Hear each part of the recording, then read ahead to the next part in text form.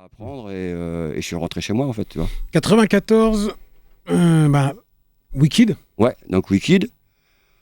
On monte Wicked, on avait monté avant. Donc... Alors explique aux gens ce qu'est Wicked. Wicked, c'était en fait, c'est une espèce de plateforme en fait qui permettait à un artiste de se développer. Donc on avait une partie management pur et dur, une partie booking de tournée et une partie promotion. Ouais. Promotion et marketing. Puisque c'est une époque, tu vois, où il y avait... En France, il n'y avait rien, en fait. Non. Est-ce que c'était une idée calquée aussi sur ce qui se passait déjà aux États-Unis ? Non, pas encore, justement. Pas encore. Ouais. Pas encore, mais ça arrive. C'était l'idée, voilà, il y a un manque, c'est clair. En fait, quand je rencontre Mariam, on discute, etc. Mariam faisait partie des Mice 44, pas très connu, mais les anciens, ils savent que c'était les premières nanas du hip-hop, en fait, avec les Ladies Night. C'était 44 nanas à l'époque du Globo. Ouais. Lié avec les Black Panthers. Voilà, il y avait hyper large, tu vois. Ouais. Il y avait des actrices, des danseuses, des créatrices de mode, voilà, tu vois. Damn. Et un groupe de rap. D'accord. Qui étaient les sœurs de Mariam, en fait, qu'elle manageait. Donc on se rend compte, on dit on discute, voilà, tiens, on devrait faire ça, on a des artistes qu'on connaît, on a les connexions, mais il n'y a pas le hub, en fait, tu vois, il n'y a pas le hub qui fait le lien entre tout le monde. Faisons ça. Le Thunderbolt. On a notre... Donc, Com Chanterelle était le petit ami de la petite sœur de Mariam. Et Com, à ce moment-là, il part aux États-Unis. Bon, il faisait déjà de nombreux allers-retours, mais il part aux États-Unis pour bosser pour la boîte de Russell Simons. Mais Rush Management, à l'époque, c'était Rush Management. Ouais. Sous la main de Def Jam. Exact. Ouais, pour ceux qui ne savent pas. Voilà. Frère de Run DMC. De Run DMC. De Run. Et qui a fait beaucoup de choses en mode homme de l'ombre. Homme de l'ombre, voilà. Donc il bosse un peu chez Rush, et là, c'est le moment où Steve Rifkin monte la Hard Records. Et donc, il devient pote avec Steve, et Steve dit viens bosser avec nous. Et il se retrouve directeur marketing de la Hard Record. Et là, c'est le moment où moi, donc en Suisse, on n'arrêtait pas de parler tout le temps ensemble, il m'expliquait ce qu'il faisait. Et quand j'arrête le contrat, il me dit mais viens, en fait, viens, je vais te faire voir ce qu'on fait, tu vois. Et viens en stage chez moi, et je pars à New York pendant 2 mois, bosser avec Com. Big up à Com, hein. Ouais, gros big up à Com. Ouais, donc les Chiaris, c'est carrément autre chose. Ah bah là c'est planète. C'est le rythme. Là, t'es comme un enfant, frère. Ouais. C'est comme un enfant que tu mets dans un truc Toys R Us, tu vois.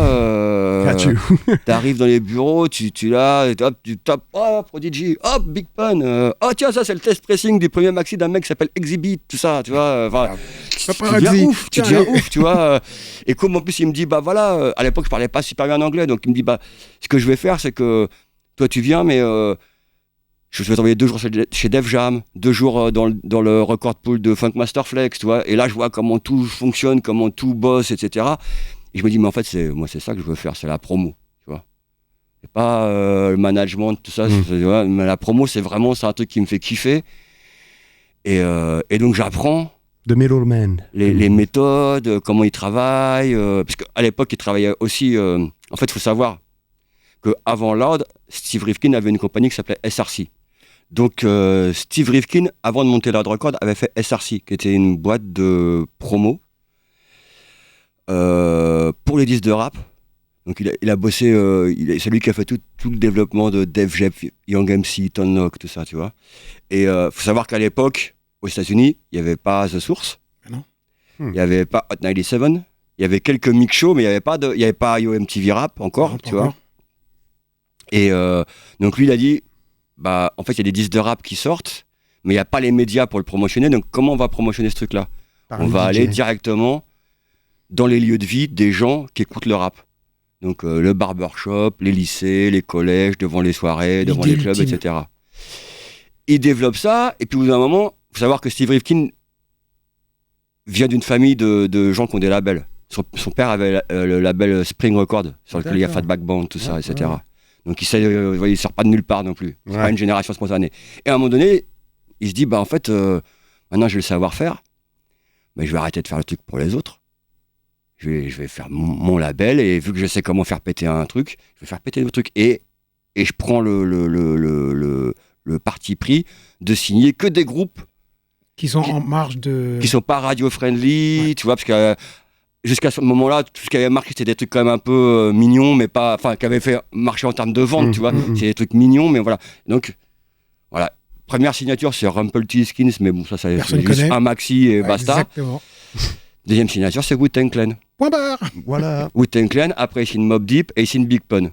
Donc voilà, 3 trucs, non, un marketable normalement, un portoricain de 400 kilos, voilà, 2 petits gars d'1m50 qui ont déjà fait un album Shyland qui n'a pas marché Ouais, et exactement. qui parlent de trucs de meurtre, de trucs, et Wu-Tang Clan, 9 Ouais. gars de Long Island.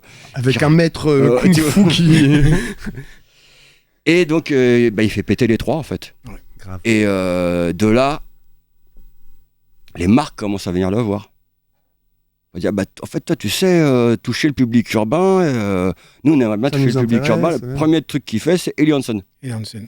Ellie Hansen, donc marque de. Avec Wu-Tang ou avec Exhibit en premier? En fait, il le met sur tout le monde direct. Exhibit, même Redman. Tu Oui. vois Ouais. Même Redman. Exact. Et il leur fait porter les trucs, etc. Et genre, en un an, Ellie Hansen passe de 300 000 $ par an sur les États-Unis à, je sais plus, 10 ou 15 millions de dollars, tu vois. Tout le monde avait ça. Mais Tout le monde. Tex, si on fait une parenthèse, rien que le clip I'll Be There For You avec de Mary J. Blige et Ouais. de Method Man, quand il porte Chou, la Ellie chou, Hansen, chou. rien que cette veste-là, Ouais. quand c'est arrivé dans nos têtes ici, Tout le monde la voulait, tu vois.